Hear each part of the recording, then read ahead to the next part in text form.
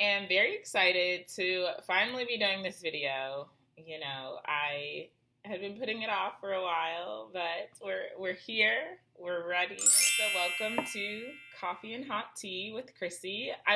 Look at this mug. The revolution will be brewed, and it's from Kahawa Coffee, which is a Black-owned coffee brand. But fun fact, Kahawa actually means coffee in Swahili.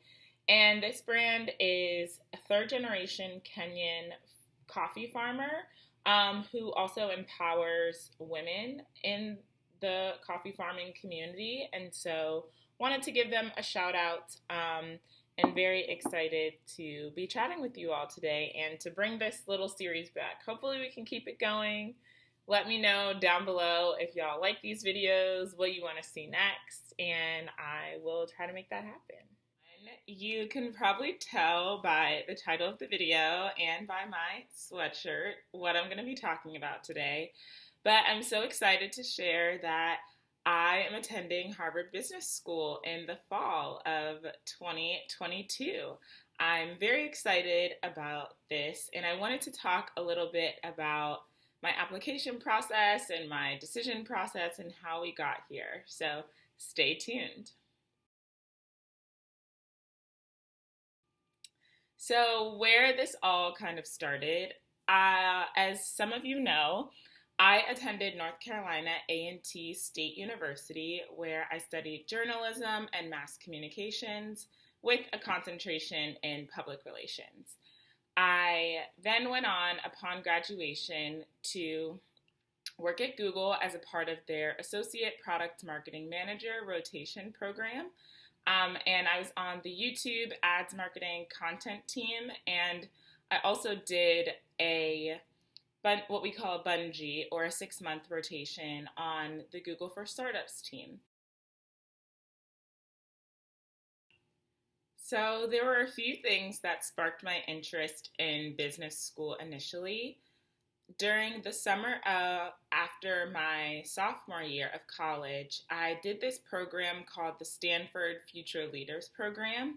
Unfortunately, I don't think it still exists, but essentially it was like a 5-day program that exposed students from diverse backgrounds to what it would be like to get an MBA from Stanford. We got to stay on campus, we attended classes, they had lots of speakers come in. There were maybe around 70 people in the program, and we got to visit local Bay Area companies like Google and like a few others, and just kind of learned about what it meant to be a future business leader, essentially.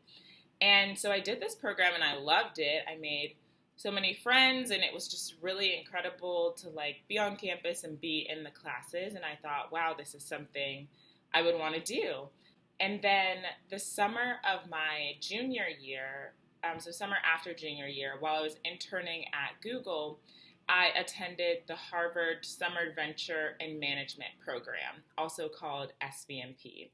And it was at this program that I got to spend a week on Harvard's campus, staying in the dorms, going to classes as if we were actual students. They put us in study groups that we had every morning.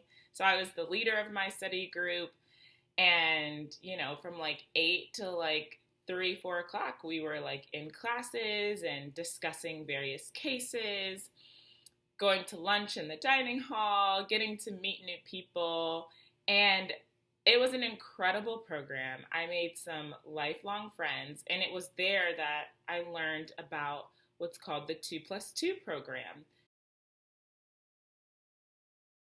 which is essentially you can apply to business school in your senior year of college, and then your admission is deferred for at least 2 years while you work, but you can defer up to 4 years. And they really encouraged this 2+2 program, particularly for students who didn't come from traditional business backgrounds. And I knew that business school was something, from these programs, I knew that business school was something that I eventually wanted to do. And so I made sure that in my senior year, I applied. At the time that I applied for business school in my senior year, so that was 2017 to 2018, there were only two business schools really with 2+2 programs, and that was Harvard Business School and Stanford Graduate School of Business. And so I thought, okay, I'll apply to both of these programs. I've gotten the chance to go to both of these schools and kind of see what it's like. And, I'll make the decision when it comes, or the decision will be made for me if I get into one and not the other. And if I don't get into either one of them, it's okay because I can apply later on. So that was my logic. My senior year of college, I decided to take the GRE instead of the GMAT. And I know that's a common question, like GMAT or GRE. And for me, there really wasn't a specific reason. Well, I'll tell you the specific reason why I took the GRE instead of the GMAT. I knew that I would need test prep. Like I didn't feel confident that I could create the study plan on my own and get all the materials and just kind of wrap my head around everything on my own. And I found out from one of my friends about a GRE prep course that my college offered for free of charge. So essentially, you paid a deposit of like $250 for the course, and that included books. That included all of the sessions and like access to online materials. And you paid $250, but if you completed the course, you got that $250 back. And so I went through that program. Every Sunday from like 9 to 12, I was doing GRE prep work in class, and then I would go back during the week and do the assignments. It worked out really nicely because my senior year, I think I only took 12 credits, and it was a pretty light workload for me. So I was able to really focus on taking the GRE, studying for the GRE, and then preparing my application. So I want to talk a little bit more about how I prepared myself to apply for both 2+2 programs, essentially. I applied to both Harvard Business School and Stanford Business School for their 2+2 programs. I was only accepted into Harvard Business School, and thankfully, like, that was also my first choice. And so it all worked out that I didn't have to make a decision. The decision was kind of made for me. But also, I want to talk a little bit about both of these programs, how I prepared my application, and like things to keep in mind as you're going through the process.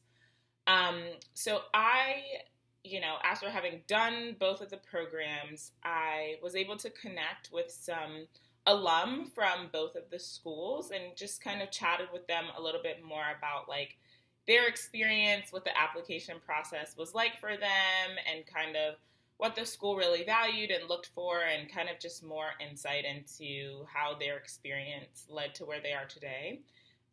Thankfully, also, I had a lot of mentors, both at Google and from my internships, who had attended either one of these schools or knew people that attended the schools. And so I was able to hear firsthand from them kind of what their experiences were. So after kind of, being on campus, doing some initial research, I felt like I had an understanding of what the schools were looking for.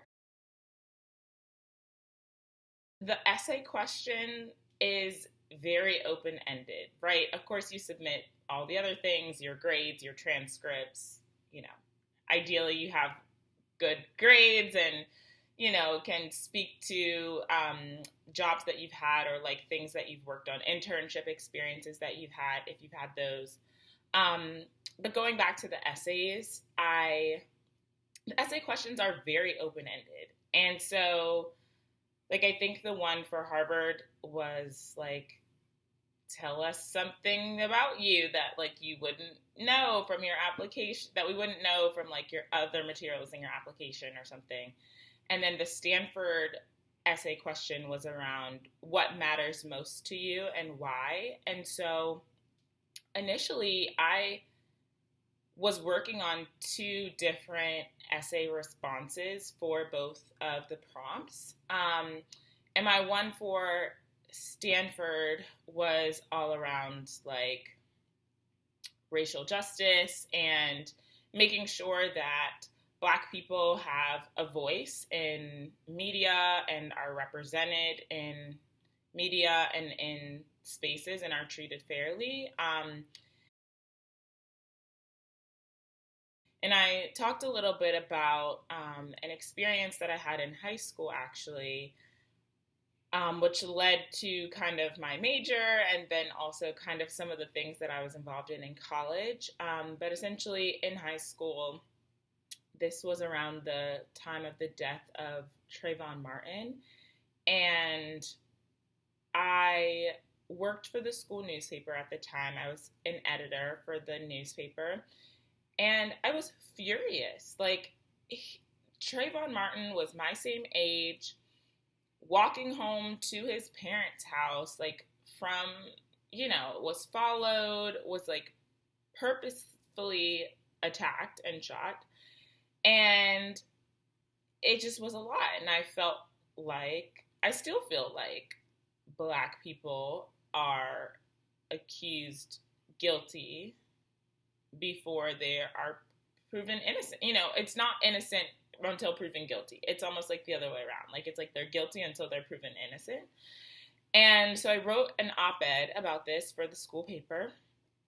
And I got a call from my teacher that I needed to go to the principal's office. And I'm over here thinking, I was well-behaved, well-mannered in high school. I never got called down to the principal's office. So, like, why is the principal calling me down? I go to the principal's office, and he's like, I review the paper before it goes to print, and I read your article, and I think that the language is very strong, and you make some pretty pointed points. Mind you, this was in 2014 when I graduated high school. So this is before George Floyd, before today when everyone's like, well, what are we doing for racial justice? No, this was in high school. So he was like, in order for this to print, I need you to soften some of this language. Like, it's too pointed. Mind you, I went to Central York High School, which is in York, which is a small town in Pennsylvania, not too far away from the Maryland line. I would say it's predominantly white, and it's pretty conservative. So, he asked me to essentially censor some parts of the article. And so, I was more concerned about the piece printing, and I didn't want to remove it completely. So I did make some changes in order for it to print. All this to say, I attended the largest HBCU in the nation, North Carolina A&T State University. Very Black, very proud. And I have always advocated for elevating Black voices in the spaces that I'm in. And so that's essentially what I highlighted in my essays. Initially, I had two different essays, an essay for Stanford and an essay for Harvard. I sent my essays around to some of my mentors, some people who I knew that had attended the schools and who could provide great insight kind of on the essays and what they thought. Everyone who I sent my essays to said, I think your Stanford essay is stronger around what matters most to you. And, since the Harvard essay prompt is pretty open-ended, why don't you just use that one, essentially? Like, everyone was like, I think your Stanford essay is really strong, and I think your Harvard essay could use a little bit of work. And, like, I got that feedback enough times that I was like, okay, the Stanford essay is strong, and the Harvard essay is pretty open-ended. So, like, let's just use I pretty much decided kind of in the final like couple days leading up to me submitting my application, like, huh, okay, like people are really liking, I'm getting good feedback from the Stanford essays, so let me submit that.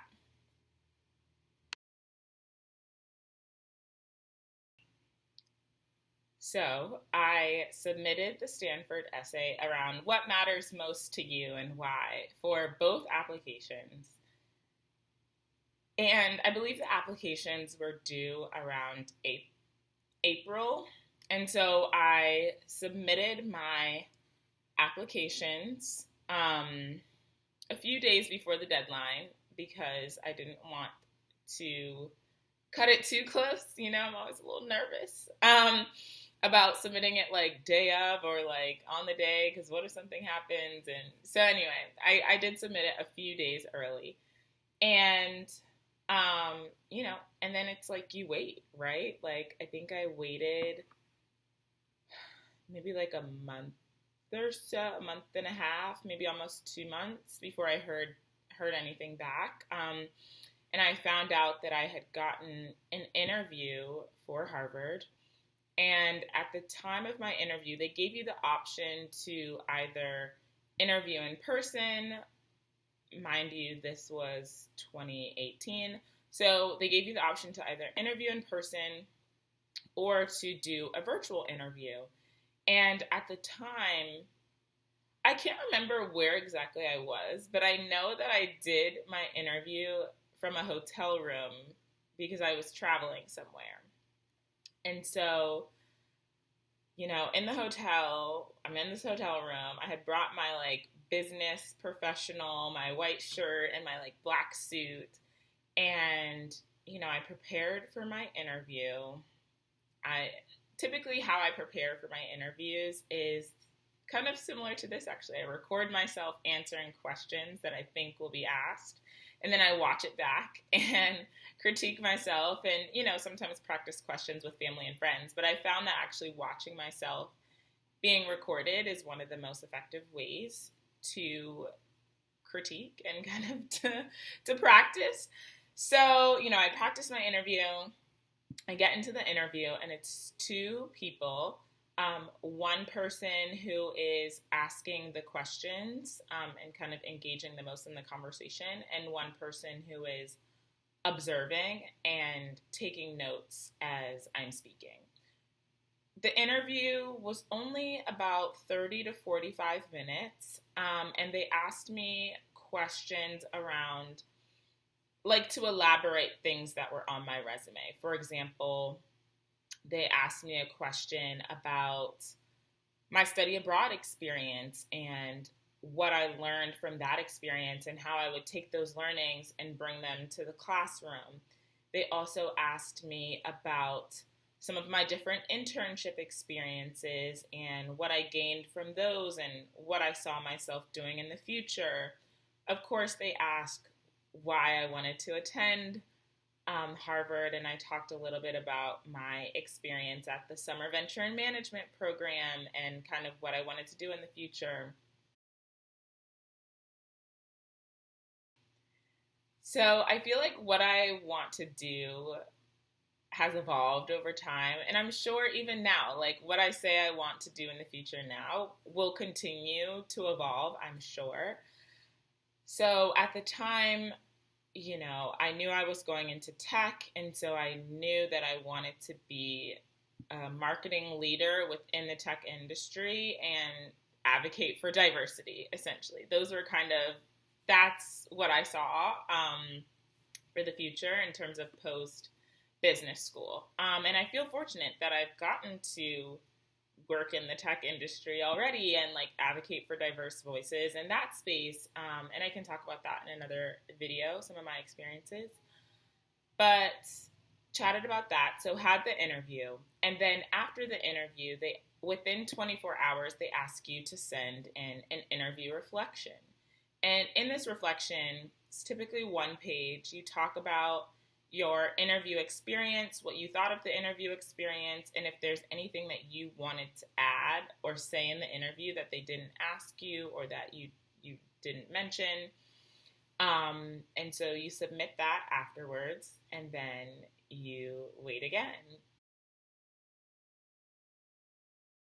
I'm trying to remember the exact day. This feels like so long ago. This was almost 4 years ago that I applied. But I remember being so excited to get the news. I just was like, wow, like, oh my gosh, like, I'm going to Harvard. You like log into a portal. They tell you at a specific time to like log into the portal, and you log into the portal, and you find out if you got in or not. And I got in, and my parents were so excited. I shared the news with my parents. I shared the news with like my close friends who were like also very excited for me.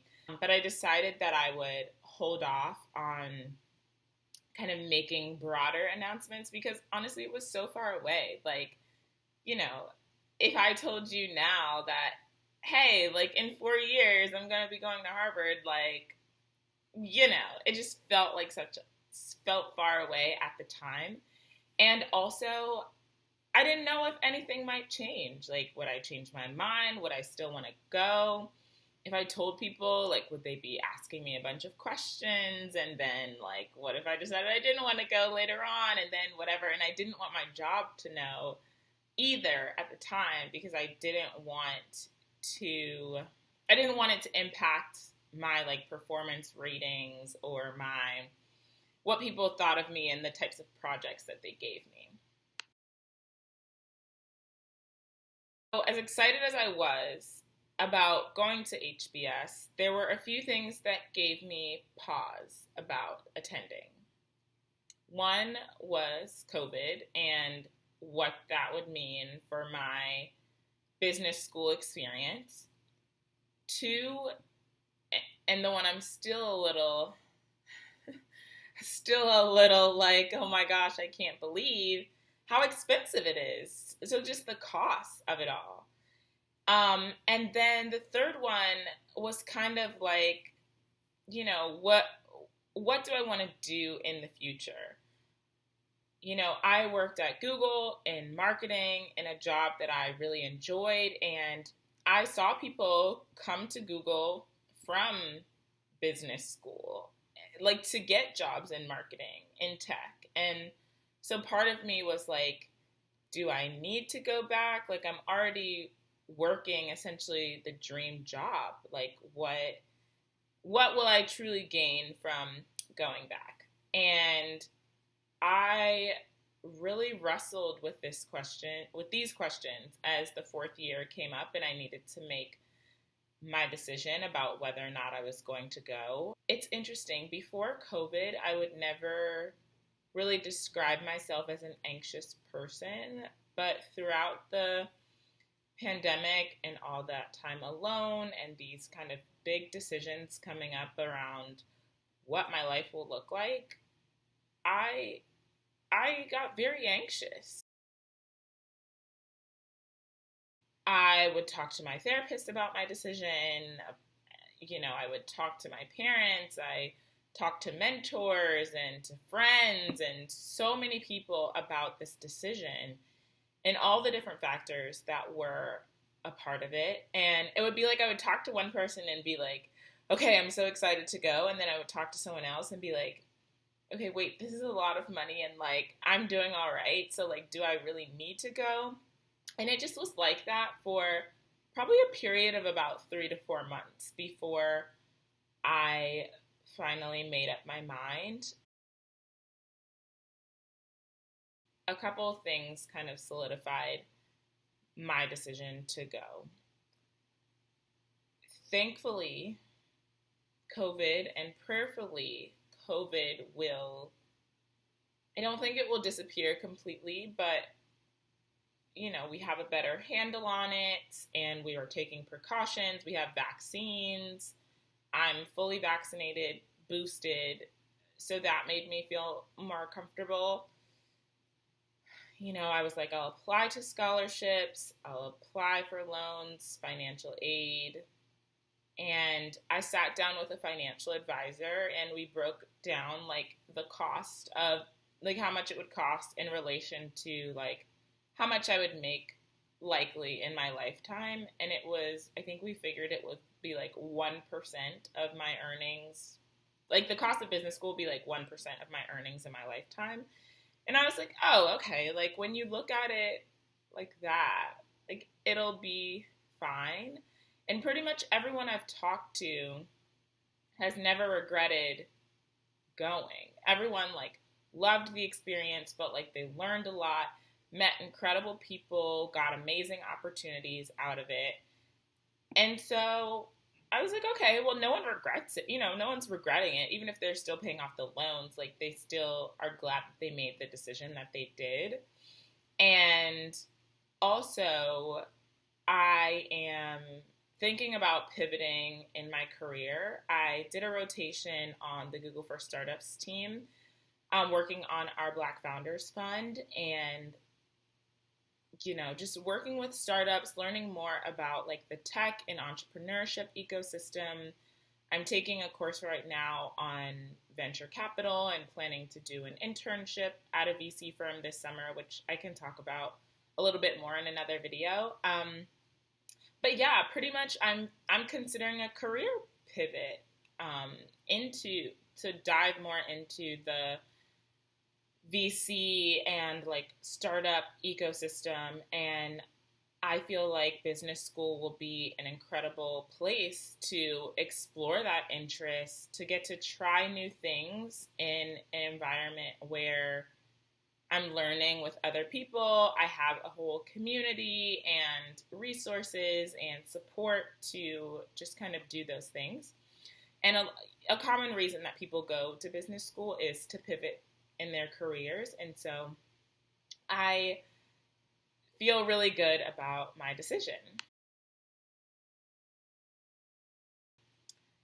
I also attended Admitted Students Weekend, and I feel like, honestly, that's what really sealed the deal for me. I mean, I had already kind of decided beforehand that I was going to go, but after Admitted Students Weekend, I paid my deposit, and I got even more excited. Like, going back to campus, sitting in on a class, getting to meet so many different people from all over the world, getting to chat with current students and like see the campus, and also like go to happy hours and like meet some of the faculty and hang out with the students on campus and kind of be in Boston really solidified for me that this is where I need to be.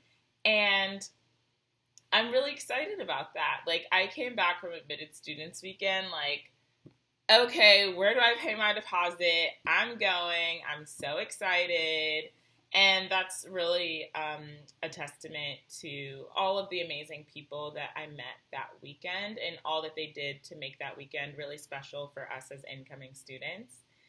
And then shortly after Admitted Students Weekend, I went back to Harvard Business School for the Black Investment Conference, which I can talk about as well in another video. I think I'll do another video about kind of my career pivot and kind of how I'm thinking about transitioning career-wise. But yeah, I went for this conference. That was also incredible. I like flew in that morning and like left the next morning. So it was like a 24-hour trip, but it was also amazing. The people, the speakers, just the environment really felt, and I really enjoy learning and love to meet new people, love to learn new things and just hear new ideas and that sort of thing. So it was really great experience. So now I'm fully committed. I'm very excited, and I'm also happy to answer questions. I'll do another video, whether it's a longer video or a YouTube short. I know I probably didn't cover everything, and if you have more specific questions about either my experience or just kind of the application process in general, I'm happy to answer them. Just leave a comment down below and I will take a look. But yeah, I wanted to just kind of share a little bit more context about my journey here. And I'm class of 2024, and I'll be starting in August in the fall. So I look forward to sharing more along the way. I'm back. I just wanted to say to anybody who is thinking about or starting to go into the process of applying to grad school applications, it is hard, but it will be worthwhile, and you got this. I just want you to know that you got this. And if you have questions, if you need resources, don't be afraid to reach out. I wanted to share a few resources with those who are thinking about applying or in the process of applying, that either I used or that I know of people who have used and have found to be very helpful. One, if you're Black, Hispanic, or Native American, I recommend looking into MLT, which stands for Management Leadership for Tomorrow. They have an MBA prep program that helps to kind of guide you through the MBA process, and you're matched with a coach who helps to review your materials and get you prepared for application season for MBA applications. And another resource that I want to highlight is your career centers or your admissions offices at your undergrad campus. Sometimes they can also be very helpful in terms of giving you resources, practicing, or just kind of helping you with that process. And the final one, this is like a little bit of a little tech solution. I've been using Grammarly lately, and mind you, I only have the free version, but I do think it's a really helpful tool in terms of reviewing essays, giving strong feedback on how to improve things, make it better, have stronger writing, just catching some of those mistakes that you might have missed. So would definitely recommend trying it out, and if you like it, then springing for the more advanced version. This is not a sponsored post, by the way. I'm not being paid to say this, but I have found it to be really helpful.